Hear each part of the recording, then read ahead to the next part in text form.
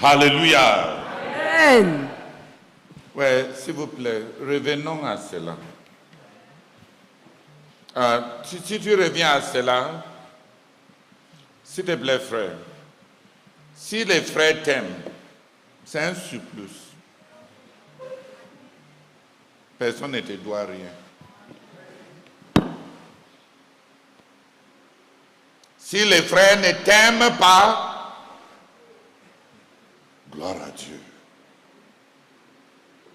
Tu n'es pas dans le manque. Personnellement, ça m'a aidé tout le long. Si quelqu'un veut servir Dieu avec moi, je suis reconnaissant. J'ai beaucoup de couvriers qui pensent que quand je traite les gens bien, quand je les honore, peut-être c'est parce qu'ils sont incontournables. Non. C'est parce que j'aime mes couvriers. J'aime ce que Jésus m'a donné. J'aime les frères. Le jour que tu vas décider que tu ne veux pas servir Dieu avec moi, je ne veux pas te maudire. Je ne veux pas te haïr. Personne ne peut rien recevoir que ce qui lui est donné d'en haut. S'il s'avère que tu n'es pas l'un de mes dons, gloire à Dieu. L'un de ceux que Dieu m'a donné. L'un de ceux que Dieu m'a donné pour avancer. Pourquoi t'en vouloir? Je te connais où depuis l'Adam? C'est en lui qu'on s'est rencontrés. C'est pour lui qu'on avance. Dis Amen. Donc, si quelqu'un m'abandonne aujourd'hui, qui disait qu'il était mon disciple, ça gêne encore. Je vais tout faire autant que ça dépend de moi. De réparer un tort si c'est moi qui l'ai causé. La Bible dit même, parents, ne provoquez pas vos enfants, n'est-ce pas? Donc la Bible sait que les parents provoquent les enfants. Dis Amen. Pas seulement les parents spirituels, mais les parents naturels, mais aussi des parents spirituels. Donc si tu es un faiseur de disciples, ne provoque pas tes gens. Ne sois pas pour eux un pied d'achoppement. Une pierre d'achoppement. Donc, autant que ça dépend de nous, on va faire la paix. Mais personne n'est incontournable. C'est une des premières leçons que j'ai appris au champ de mission.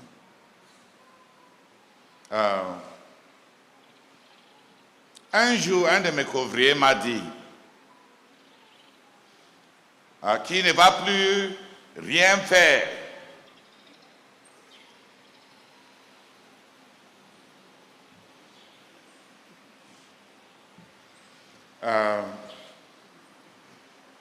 Dedans, je pense que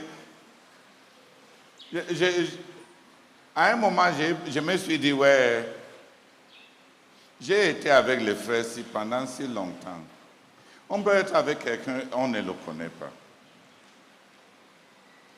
Mon père est mort quand j'avais 6 semaines. Et j'ai survécu. C'est un amoureux de grâce que Dieu me donne qui va partir. Et ça change ma vie. Ouais. Quand on sort du jungle, de la jungle, et on vient en ville, et maintenant la vie est rose. Non, non, non, non, frère. Personne ne te doit.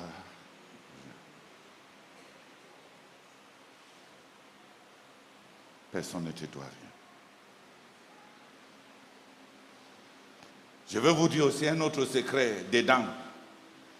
Si Henriette me dit que, oh frère Théodore, la fin de ce mois, je vais t'envoyer l'argent. Pour toi-même ou bien pour l'œuvre. S'il vous plaît, frère. Je ne mets pas mon cœur sur les promesses des hommes. On peut mourir avant la fin de ce mois, n'est-ce pas? Vrai ou faux? Et d'où me viendra l'argent qui a été promis? Que la personne peut connaître des circonstances infortunées, adverses, et soit dans l'incapacité de faire ce qu'il a dit, n'est-ce pas? Non, non, non. Hey. C'est mieux de mettre sa foi en Dieu, de garder la tête et les yeux et le cœur focalisés sur Dieu. Les hommes viennent, les hommes partent. Seul Dieu demeure. Je sais qu'il y a une expression comme ça dans le monde, par un musicien appelé Tourak. Les guerres viennent et les guerres partent, rien que mes soldats sont éternels. Voilà la vanité d'un musicien qui pense que son art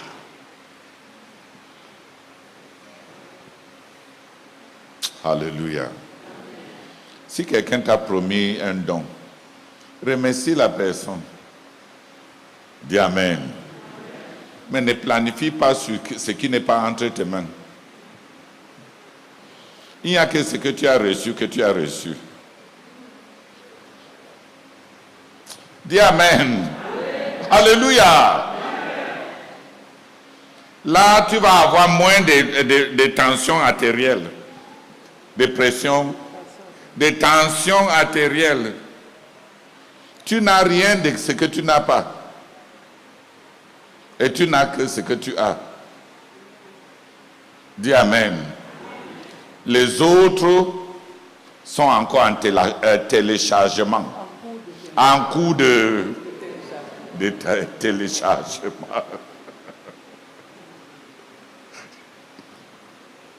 Si on tourne les yeux vers lui, on est rayonnant de joie. Et personne qui se confie en l'Éternel ne sera confus. On ne sera pas confus.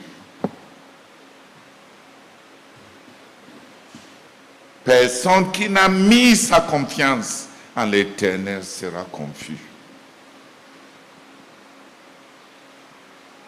Alléluia!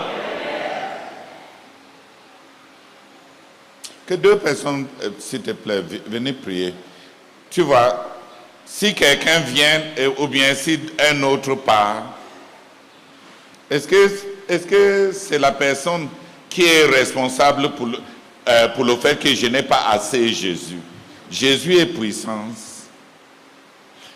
Si tel musulman ne veut pas croire, est-ce qu'on lui a manifesté tout Jésus dans sa puissance? À travers des miracles, à travers l'amour, à travers la vérité. Est-ce que Jésus seulement c'est les arguments?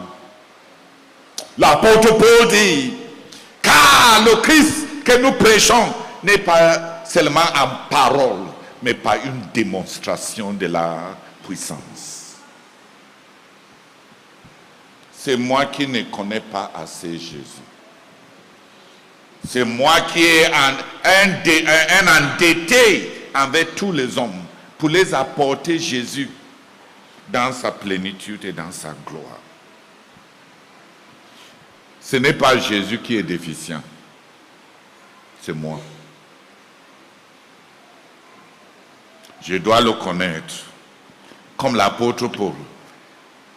L'apôtre Paul dit, je veux le connaître dans toute sa puissance. Je veux le connaître à travers ses souffrances pour que aussi je puisse connaître à quoi ressemble sa puissance qui dépasse la souffrance. qui amène quelqu'un jusqu'à connaître la résurrection d'entre les morts. Les possibilités dans notre croissance sont énormes. Si tu fais du progrès, tu vas être une bénédiction pour nous tous.